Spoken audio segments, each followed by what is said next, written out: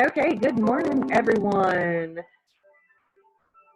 Thank you for stopping by again for our study on the 7 habits of highly effective teams.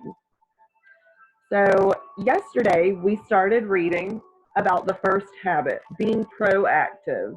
And the section of the chapter that we read yesterday was being proactive versus reactive. And we discussed that most everyone, at least in the beginning, is typically reactive with situations versus proactive. So reactive is when you just act off the cusp and you don't think about what you're saying and you don't care whose feelings it hurts. You blame others, so on and so forth. It's like saying, my mom's making me miserable because I didn't clean my room and now she won't let me go to the party. That's reactive. So who's actually the culprit in that scenario? Who wants to go to the party? You do. What was the agreement for going to the party? You cleaning your room. What did you do it or did you not do it? You did not do it. Therefore, you don't go to the party. And now it's your mom's fault. Absolutely not. You need to sit back and realize, oh, she gave me the option of cleaning my room or not cleaning my room. And if I clean my room, I get to go. If I don't clean my room, I don't get to go. So therefore, if you don't clean your room, that's your fault. Your mom's just laying down the boundary. If you do clean your room, then guess what? You did what you were asked to do, and nobody's a bad guy. As a matter of fact, you probably actually win a few points in her book because it was easy at that point to get you to clean your room. So, reactive versus proactive. Now, today, we're going to jump right back into our book.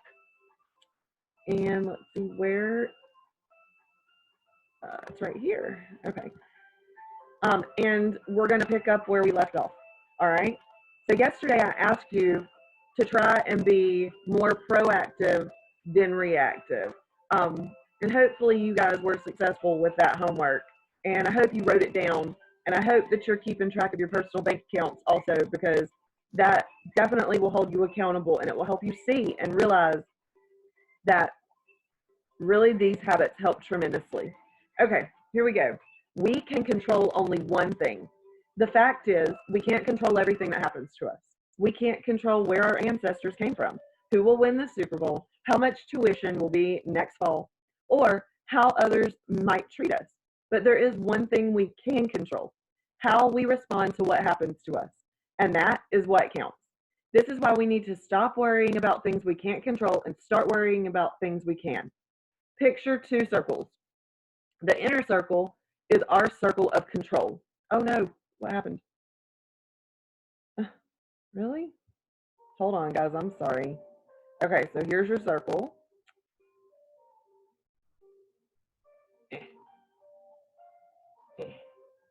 Okay, here we go. Picture two circles. The inner circle is our circle of control. It includes things we have control over: ourselves, our attitudes, our choices, our response to whatever happens to us. Surrounding the circle of control is the circle of no control. It includes the thousands of things we can't do anything about. Now, what will happen if we spend our time and energy worrying about things we can't control, like a rude comment, a past mistake, or the fact that it's raining on a good hair day? You guessed it, we'll feel even more out of control if we were victims. For instance, if your sister annoys you and you're always complaining about her weaknesses, something you have control over, that won't do anything to fix the problem. It'll only cause you to blame your problems on her and lose power yourself. Ignore the rude comment. Avoid making the mistake next time and get an umbrella for the rain. You are the star of your own life. Focus on what you can influence. I actually read a quote this morning as I was just kind of getting up and getting going. Let me see. I'll pull it up because I do not want to misquote here. Okay. It said, every problem is a gift. Without problems, we would not grow. And then it said, never think of a down moment, a loss, bad timing, a failure as the end of the road. put your vehicle in four-wheel drive and get over that mud hole, which I thought was a great analogy, especially for what we're discussing right now, where it says, and next time get an umbrella for the rain. That means the same thing. Put your vehicle in four-wheel drive and get over that mud hole. If you can't control it, don't worry about it. Okay, so Renata told me a story that illustrates this point. A week before her upcoming volleyball game, she learned that the mother of a player on the opposing team had made fun of Renata's volleyball skills. Instead of ignoring the comments, Renata became angry and spent the rest of the week stewing. When the game arrived, her only goal was to prove this woman that she was a good player. To make a long story short, Renata played poorly, spent much of her time on the bench, and her team lost the game. She was so focused on something she couldn't control, a stranger's opinion of her, that she lost control of the only thing she could control, herself. Proactive people, on the other hand, focus elsewhere, on the things they can control. By doing so, they experience inner peace and are primed for whatever comes their way. They learn to live with the many things they can't do anything about, even to smile and laugh about them. They may not like them, but they know it's no use worrying. I can't control what other people think of me, and therefore, it's none of my business. That's my motto, personally. Other people's opinions of me are none of my business. Okay, turning setbacks into triumphs. Life often deals us a bad hand, but it's up to you to think to yourself, I've got this. I can get through it. By the way, think of how boring you'd be if nothing challenging ever happened to you. You'd never learn, and then you'd never change. Every setback is an opportunity for us to turn it into a triumph, as this account by Brady Limley from Parade Magazine illustrates. It's not what happens to you in life, it's what you do about it, says W. Mitchell, a self-made millionaire, a sought-after speaker, a former mayor, a river rafter, and skydiver. And he accomplished all this after his accidents. If you saw Mitchell, you'd find this hard to believe, you see. This guy's face is a patchwork of multicolored skin grafts. The fingers of both his hands are either missing or mere stubs, and his paralyzed legs lie thin and useless under his slacks. Mitchell says sometimes people try to guess how he was injured. A car wreck, Vietnam. The real story is more astounding than one could ever imagine. On June 19, 1971, he was on top of the world, young, healthy, and popular. The day before, he had bought a beautiful new motorcycle. That morning, he soloed in an airplane for the first time. That afternoon, I got on that motorcycle to ride to work, he recalls, and at an intersection, a laundry truck and I collided. The bike went down, crushed my elbow, and fractured my pelvis, and the gas can popped open on the motorcycle. The gas poured out, and the heat of the engine ignited it, and I got burned over 65% of my body. Fortunately, a quick thinking man in a nearby car lot doused Mitchell with a fire extinguisher and saved his life. Even so, Mitchell's face had been burned off. His fingers were black, charred, and twisted. His legs were nothing but raw, red flesh. It was common for first-time visitors to look at him and faint. He was unconscious for 2 weeks, and then he awakened. Over 4 months, he had 13 transfusions, 16 skin graft operations, and several other surgeries. 4 years later, after spending months in rehabilitation and years learning to adapt to his new handicaps, the unthinkable happened. Mitchell was involved in a freak airplane crash and was paralyzed from the waist down. When I tell people there were 2 separate accidents, he says, they can hardly stand it. After his paralyzing plane crash accident, Mitchell recalls meeting a 19-year-old patient in the hospital's gymnasium. This guy had also been paralyzed. He had been a mountain climber, a skier, an active outdoors person, and he was convinced his life was over. Finally, I went over to the guy and said, you know something? Before all this happened to me, there were 10,000 things I could do.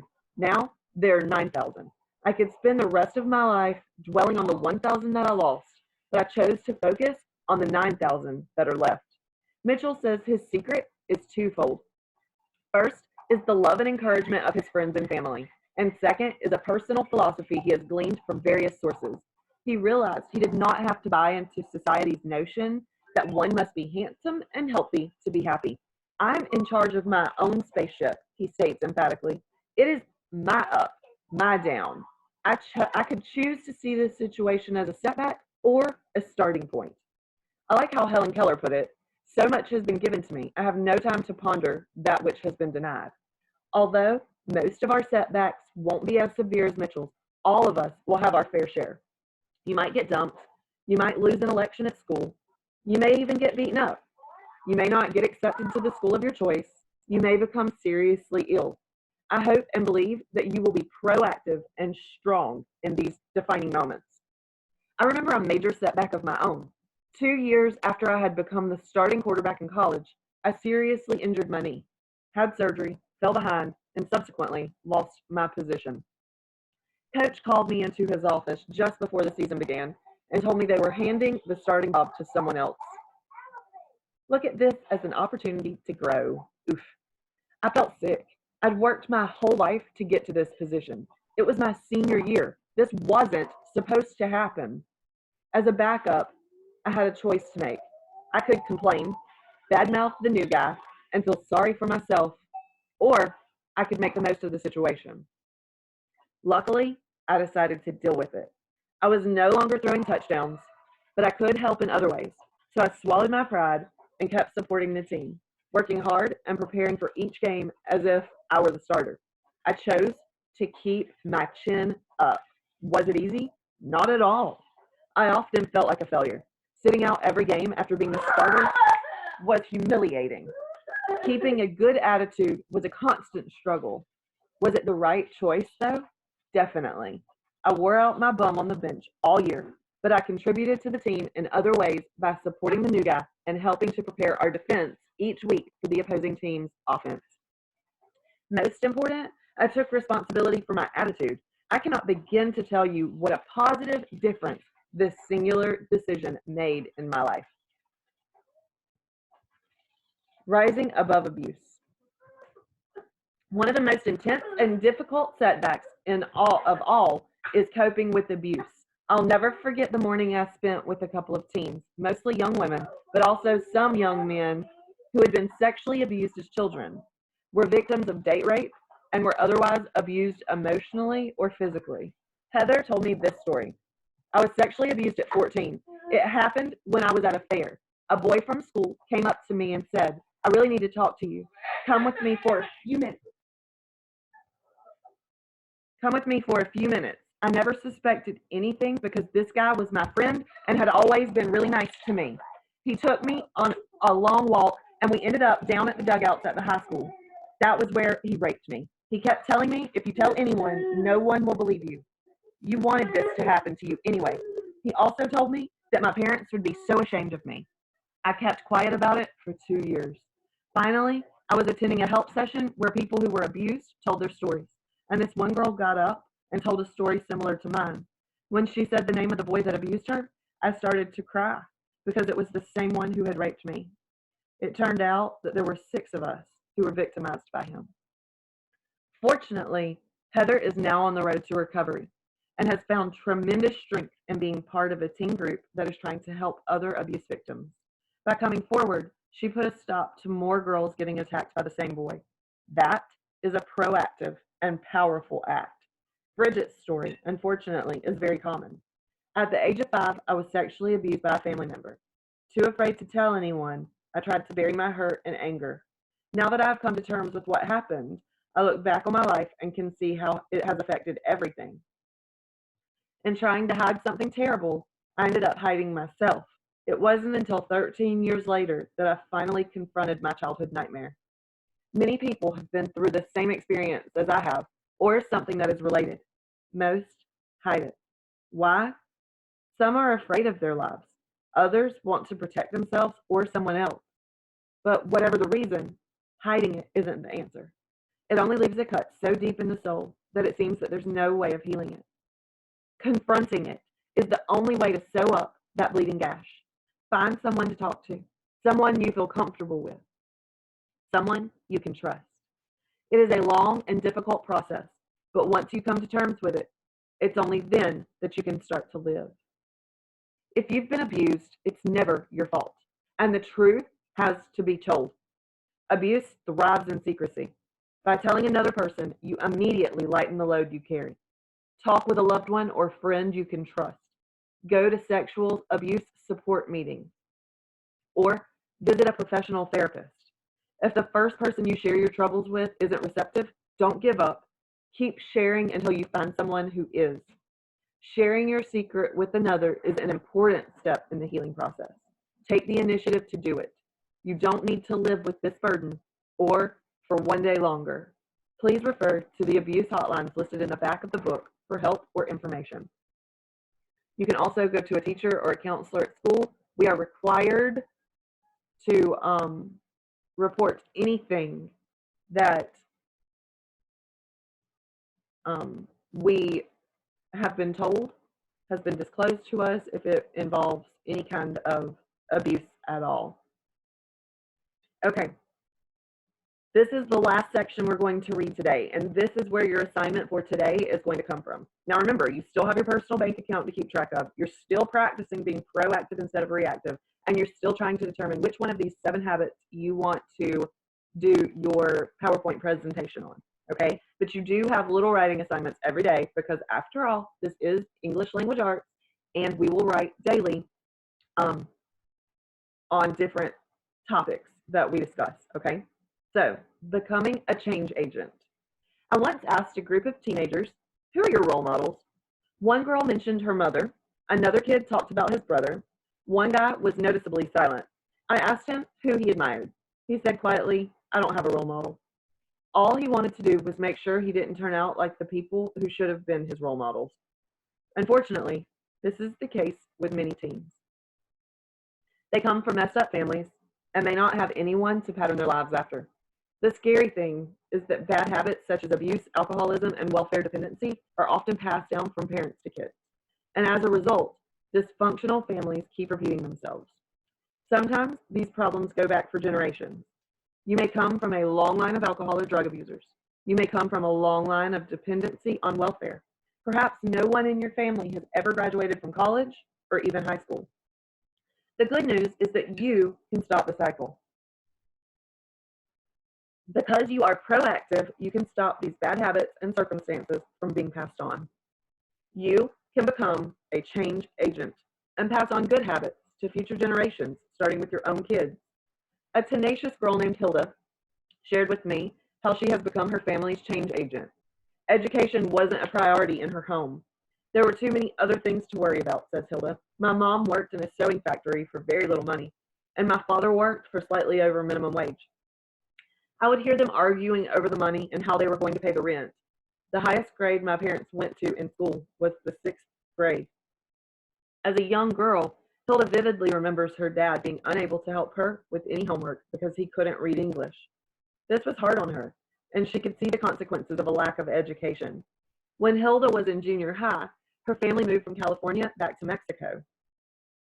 Hilda soon realized that there were limited educational options for her there, so she asked if she could move back to the States to live with her aunt. For the next several years, Hilda made great sacrifices to stay in school.